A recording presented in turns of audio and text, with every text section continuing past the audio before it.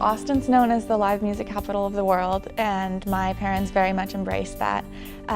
There were always a lot of opportunities for arts and music, and we really embraced getting outside, and it was just a very active childhood. I grew up on 5 acres of land, and a little brother, and so we had our own playground of nature, and then growing up it transitioned to a lot more live music, and transitioned from a few sports to narrowing it down to tennis, and then venturing out and realizing that I wanted to get more than just Austin because I'd lived there my whole life. So when it came to college choices, I was looking to expand.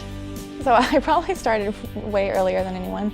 I was ready for college about freshman year of high school, and I think I started emailing coaches around sophomore year of high school because I realized that freshman year of high school for tennis is very early, so that would have been not a good sign for coaches, I think. But I started emailing coaches, probably at the end of sophomore year, and I actually just started talking to Coach Chili pretty early on, so probably at the beginning of my junior year.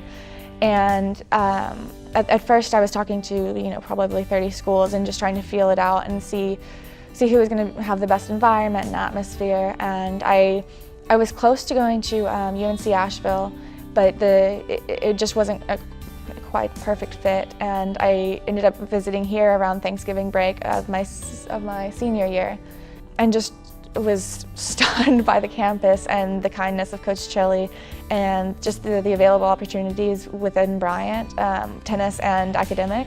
And so after that, I was pretty hooked. So I think I left here with some Bryant merchandise. So Coach has said since then she was pretty confident that I was coming. I came in as a double bio and applied psychology major. I thought I wanted to go down the medical school path at first, and I realized that I had a summer internship here doing microbiology research, and I wasn't much for the no sunlight in the lab. I needed more interactions and more people, so I started working in the psychology department after starting sophomore year, and the professors in that department really opened a lot of doors for me for research opportunities and publications and conferences, and just more than I would have ever expected out of a small school and a very small department. So psychology really became a refuge away from everything. And tennis had always been my #1 passion, where I put everything. So it was a very strange transition when suddenly my passion for psychology was almost equaling tennis. And now transitioning out of tennis and into career and the real world. Now I'm just so grateful for the psychology department and all that they've done to prepare me for the real world. So I actually jumped in on this paper about halfway through. This was with Dr. Nancy Weinberger, Dr. Allison Butler, Dr. Beth McGee, and Dr. Phyllis Schumacher, all of who are at Bryant besides Beth McGee, and she's at University of Florida. And so it was a design project based on perceptions of hospital playrooms for children. So we're really looking at how we can get children away from the hospital when they're in those playrooms, and to take their minds off of why they're actually in the hospitals.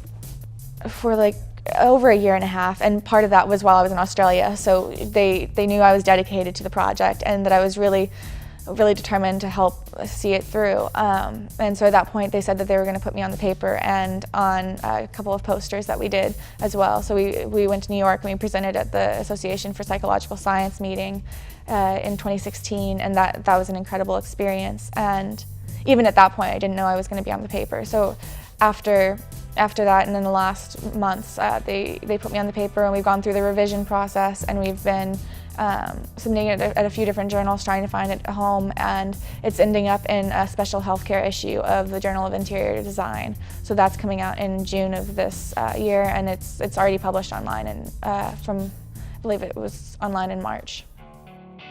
After graduation, I'll be starting my PhD at Rice University back in Texas. It'll be in cognitive and affective neuroscience, and I'll be working in the biobehavioral mechanisms explaining disparities lab, and taking classes through the University of Texas Medical School and and also rice. So I'll be doing a lot of research and more school.